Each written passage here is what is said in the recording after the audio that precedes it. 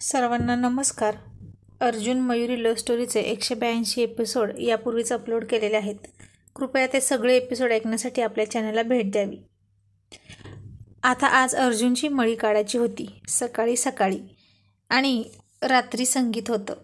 Royal boys अजून झोपेतच होते. रात्री उशिरापर्यंत जागले होते ना. चैतन्याच्या ओपन टेरेस हनीमूनच्या स्वप्नाची वाट लावायला सगळे जागे राहिले होते. मग अर्जुन उठला आणि फोन बघत बसला. इकडे मयुरीच्या घरीसुद्धा मयुरीची मळी काढायचं चाललं होतं. तिची आई, मावशी, आत्या सगळे मिळून तिची मळी काढत होते. तिची आत्या तर काय, अर्जुनराव पैठणी घेणार म्हणून खुश होऊन हिरिरीने भाग घेत होत्या प्रत्येक कार्यक्रमात.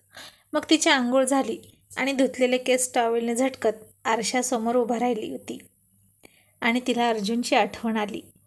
तिनं केस धुतले की स्वारी तिला पाठीमागून घट्ट मिठी मारत डोळे मिटून बसायची. तिच्या खांद्यावर डोकं टेकवून आणि तिच्या मानेवर ओठ टेकवून किस करायचा आणि म्हणायचा, मयुराणी आज काही झकास दिसतेस ग तू, एकदम नादच खुळा. असं वाटतं की तुझ्या या रेशमी लांब सडक केसांमध्ये हरवून जावं. आणि तिला त्याची आठवण आली आणि ती स्वतःशीच हसत होती आणि मनातच म्हणत होती, फक्त आजची रात्र अर्जुनराव, आणि उद्या मी आपल्या घरी असेल, तुमच्या मिठीत, तुमच्याजवळ. आणि इतक्यात अर्जुनचा तिला फोन आला आणि ती खुदकन हसली. फोन घेतला आणि म्हणाली, अहो 100 वर्ष आयुष्य आहे तुम्हाला. आणि नेहमीप्रमाणेच अर्जुनराव म्हणाले, मयुराणी त्या 100 वर्षात तू सोबत असशील तरच जगण्यात मजा, नाहीतर काय करू ते 100 वर्ष घेऊन, लोणचं घालू का त्याचं. ती हसली आणि म्हणाली, अहो तुमची आठवण येत होती खूप. तो म्हणाला, बायको फक्त आजची रात्र बरं का, थोडी कळ काढ. आणि मग मयू तुझी मळी काढली का गं. ती म्हणाली, हो. तुमची नाही काढली अजून. तो म्हणाला, अगं ही भूतं अजून झोपली आहेत आणि बाथरूममध्ये घुसायला चान्स नाही. बायका आहेत ना सगळ्या, त्यांचा आवरत आहेत, मला चान्स देत नाहीत आतमध्ये जायला. आणि काय गं मळी काढताना व्हिडिओ कॉल का नाही केला मला. आता ती खूप हसली आणि म्हणाली, गप्प बसा, चावट कुठले. अर्जुन म्हणाला, मग त्यात काय चावट गं. ती म्हणाली, होणाऱ्या बायकोशी इतकं अश्लील बोलतात का हो. मयू मी काहीही वाईट बोललो नाही तुझ्याशी, तुझा विनयभंग वगैरे झाला नाही ना, आणि मुळाक्षराच्या बाहेरचं मी काहीच नाही बोललो. ती हसली आणि म्हणाली, हो तुमचे कपडे वगैरे सगळे रेडी आहेत ना. तो म्हणाला, हो सगळं रेडी आहे, फक्त आता मुहूर्ताचीच वाट बघतोय. कधी एकदा उद्याचा दिवस उजाडतोय आणि कधी एकदा चढतोय, असं झालंय बघ. ती हसून म्हणाली, निर्लज्ज कुठले, काहीही बोलतात, आसपास लोक असतील ना. अर्जुन म्हणाला, अगं बोलल्यावर कधी एकदा चढतोय असं म्हणत होतो ग बायको.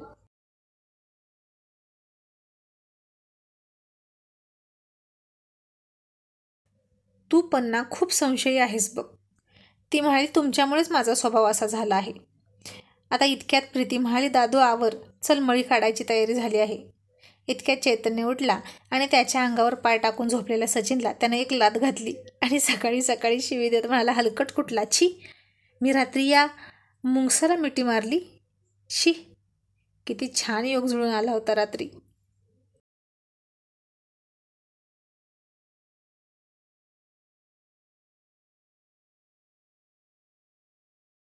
सगळी वाट लावून टाकली हरामखोरांनी. मग हळूहळू सगळेजण जागे झाले. प्रीतीने अर्जुनला बाथरूममध्ये पाठावर बसवला. त्याच्या अंगाला चंदन, हळद, आणखीन काय काय लावलं आणि घासायला लागली. आणि तिथं चैतन्य आला आणि म्हणाला, प्रीती तुझं झालं असेल तर हो बाजूला, आता आम्हाला त्याची मळी काढू दे. प्रीती बाहेर गेली तसे सगळे रॉयल बॉयज बाथरूममध्ये घुसले आणि राहुलने अर्जुनच्या कमरेत हात घालून गुदगुल्या केल्या. अर्जुन हसून म्हणाला, अरे यार हे काय करतोस, गुदगुल्या का करतोस, आणि माझी मळी वगैरे राहू द्या, ती एक फॉर्मॅलिटी असते. प्रीतीनं केलं आहे सगळं, आता मला आंघोळ करायची आहे, जा बाहेर सगळे तुम्ही. सचिन म्हणाला, असं कसं, आम्हाला पण तुझी मळी काढायची आहे की. चैतन्य म्हणाला, अर्जुनराव तुमची संसाराची मुळी झाकून ठेवा हां, नाही म्हणजे मळी काढताना हातात येऊ नये म्हणजे बरं. आणि राहुल म्हणाला, नाहीतर काय, यायची उपटून हातात. तसं बाथरूममध्ये एकच हाशा पिकला आणि त्याचा आवाज बाहेर आला. तशा सगळ्या रॉयल लेडीज एकमेकींकडे पाहून एक साथ म्हणाल्या, झाली सकाळ, आता कुठे सूर्य उगवल्यासारखा वाटायला लागलं. आणि इकडे बाथरूममध्ये चैतन्य अर्जुनच्या पाठीवरून हात फिरवत होता. अर्जुनला फार गुदगुल्या होत होत्या आणि तो त्याला दूर ढकलत होता.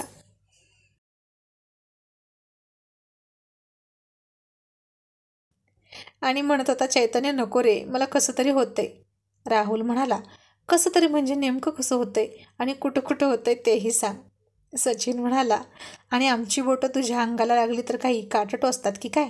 इथे बायको असती तर तासभर बाहेर निघाला नसता बाथरूममधून, हो की नाही? अर्जुन म्हणाला, बेन्या, रात्री तुला साडी काय नेसायला दिली तर लगेच स्वतःला फारच मुलींसारखा नाजूक समजायला लागलास का? सनी लिओनीसारखा हात बघितले का तुझे किती रॅट आहेत? हो बाजूला, अजिबात जवळ येऊ नकोस. आणि तुम्ही सगळे जा बरं बाहेर, मला आंघोळ करू द्या. आणि अभि म्हणाला, ए नाही, आम्ही करवले आहोत ना, मग आम्हाला पण आंघोळ करायची आहे, तेही मळी काढून. अर्जुन म्हणाला, अभि, मग उद्या घोड्यावर पण चढशील का? माझं राहू दे, आपण तुलाच घोडा लावू पुन्हा एकदा. तसा अभि हसून म्हणाला, माझी काही हरकत नाही, चालेल. अर्जुन म्हणाला, नालायकांनो, पहिलं बाहेर व्हा, काय करायचं ते करा. दिवसभर बायका घेऊन बाथरूममध्ये बसा आळीपाळीने, पण मला जाऊ द्या. असं म्हणून अर्जुननं सगळ्यांना बाहेर हकललं. आंघोळ केली आणि बाहेर आला. मग सगळ्यांनी त्यांच्या आंघोळी आवरल्या. नाश्ता चालला होता आणि चैतन्य म्हणाला, अर्जुन, मेनू कोणते आहेत जेवणात उद्या? राहुल म्हणाला, चैतन्य, पाहुण्यासारखा काय विचारतो यार, आपण सगळ्यांनी मिळून ठरवलं आहे ना? मग तुला आठवत नाही? चैतन्य म्हणाला, हो रे, माहीत आहे की आपण सगळ्यांनीच ते ठरवलं आहे, पण पुन्हा काही ऊच नीच झालं आहे की नाही हे बघत होतो.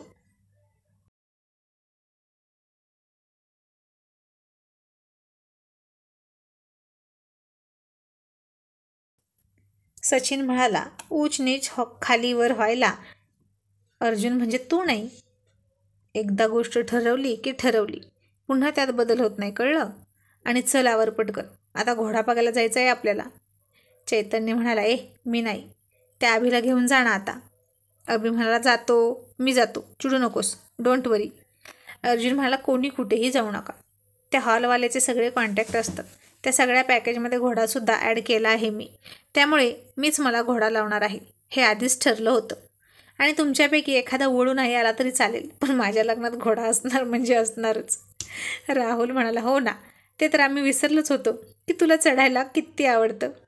अर्जुन म्हणाला, पण तुम्हाला माहीत आहे का उद्या काय होणार आहे तिथं? आणि आता कोणाला काहीच माहीत नव्हतं. अर्जुनच्या डोक्यात काय होतं काय माहीत. राहुल म्हणाला, काय होणार आहे? तुझा काही वेगळा प्लॅन आहे की काय? आणि अर्जुन नुसता गालात हसला. चैतन्य उतावीळपणा करत म्हणाला, हा हसतोय म्हणजे नक्की काहीतरी आहे भन्नाट आणि हटके याच्या डोक्यात. अर्जुन, सांग ना आम्हाला तरी. मग आता अर्जुनने त्याच्या शेजारी बसलेल्या राहुलच्या कानात हळूच सांगितलं. तसं ते ऐकून राहुल गालात हसला आणि त्याचे डोळे आनंदानं चमकले. मग राहुलनं त्याच्या शेजारी असलेल्या अभिच्या कानात सांगितलं आणि अभिसुद्धा हसला. आणि अभि सचिनच्या कानात सांगायला गेला, इतक्यात चैतन्याने मध्ये तोंड घातलं आणि अभिचं तोंड चैतन्याच्या कानाला लागलं. त्याला तर धीरच निघत नव्हता, कारण तो सगळ्यात शेवटी बसला होता ना. मग अभिनं चैतन्याच्या कानात सांगितलं. तोही हसला. आणि आता चैतन्याच्या शेजारी सचिन होता. चैतन्य सचिनला बघून तोंड वाकडं केलं आणि गेला निघून आणि म्हणाला, बेन्या, मी नाही तुझ्या कानात काय सांगणार, मर तिकडं, माझी फजिती करतो का? पुढच्या जन्मात तू ना मुलगी म्हणूनच जन्माला येशील. सचिन म्हणाला, हो ना, मग आपण त्या जन्मी मैत्रिणी असो बरं का. तू माझी वेणी घाल, मी तुझी वेणी घालतो, तू माझ्या हातावर मेहंदी काढ, मी तुझ्या हातावर मेहंदी काढतो. बेन्या, तू सुद्धा माझी फजिती केली होतीस ना, मग मी इतकं जीवाला लावून घेतलं नव्हतं तर तू का इतका चिडला आहेस माझ्यावर? रात गई बात गई. अभि, त्याला जाऊ दे तिकडं, खूप भाव खातोय. मला सांग तू अर्जुननं काय सांगितलं? मग अभिनं सचिनच्या कानात सांगितलं आणि सचिनसुद्धा खुश झाला आणि म्हणाला, मी म्हणालो होतो ना, याच्या डोक्यात नक्कीच काहीतरी शिस्त आहे. पण अर्जुन आयडिया एकदम रॉयल आहे बरं का, आणि एकदम हटके. अर्जुनरावांच्या रुबाबाला शोभेल अशीच. आणि अर्जुन फुगलेल्या चैतन्याला पाहून म्हणाला, काय रे चैतन्य, ते बघ तुझी मेघा गेली बेडरूममध्ये, पळ. आणि चैतन्य गाल फुगवून म्हणाला, नको, मी जायचं आणि तुम्ही झाले पायात चिचुंदी सोडल्यासारखे, पायात येता चुई चुई करत. राहुल म्हणाला, चैतन्य, रात्री तुला खरंच खूप गरज होती का रे कुची कुची करायची? तसे सगळे थोडे थोडे हसले. अभि म्हणाला, चैतन्य, तू इतका बावळट असशील असं वाटलं नव्हतं रे, सोड ना यार, आपण कुठे आहोत याचं तरी भान ठेव. अर्जुन म्हणाला, हो ना, काय एवढा उतावीळ झाला आहेस? रात्री तुझा पुरुषार्थानं सचिन समोर नांगी टाकली म्हणून तुला राग आला आहे का? चैतन्य म्हणाला, मग काय? अरे तिचे पिरियड आले होते आणि ज्या दिवशी इकडे आलो त्या दिवशी ते संपले होते. मग काय होईल माझं, तुम्हीच सांगा. आणि मग सगळे म्हणाले, असं आहे होय, म्हणजे तू बाहेर बसला होतास असं म्हण की. आता या सगळ्या संकल्पना सगळ्या रॉयल बॉईजना चांगल्याच माहीत झाल्या होत्या. पण चैतन्य, सब्र का फल मिठा होत आहे एवढं लक्षात ठेव. आणि नंतर जेव्हा माती तुझ्या तावडीत येईल तेव्हा काय काढायची ती कसर भरून काढ. आणि आता मेघा मात्र त्या सगळ्यांसमोर यायला लाजतच होती. रात्री काय वाटलं असेल सगळ्यांना तिच्याबद्दल, असं तिला वाटत होतं. उगीच यांचं ऐकलं आणि टेरेसवर निघाले होते. आणि कोमल म्हणाली, मेघा, तू काय इतकी संकोच करत आहेस आज बाहेर यायला? आणि मेघानं सांगितलं रात्रीचं चैतन्याच्या प्लॅनविषयी, आणि तो प्लॅन कसा फसला, रॉयल गँगने कसा तो हाणून फाडला हेही सांगितलं. आणि मितू हसून म्हणाली, असं आहे होय, मग आम्हाला सांगायचं ना, आम्ही सगळ्या जणींनी एका बेडरूममध्ये ॲडजस्ट केलं असतं आणि तुम्हाला एक बेडरूम दिली असती रिकामी करून. लता म्हणाली, नाही तर काय, अशा वेळी एकमेकांना सहकार्य करणं फार पुण्याचं काम असतं, हो ना गं मेघा? असं म्हणून सगळ्याजणी हसत होत्या. लता म्हणाली, मेघा तर किती पुण्याचं काम करायला चालली होती ना, भाऊजींना सहकार्य करून, तेही टेरेसवर. तशा सगळ्याजणी पुन्हा हसल्या. मेघा लाजली आणि म्हणाली, मी ना आता यांचं काही ऐकणारच नाही. लता म्हणाली, ऐकावं लागतं बाई, असं म्हणून चालत नाही, शेवटी नवरा तर नवराच, प्रेमा खातर भवरा म्हणून गोल गोल फिरेल आपल्या आसपास, पण त्याची नवरेगिरी तो सोडणार नाही. आणि त्यात हे सगळे म्हणजे एकाच खाणीतली माती.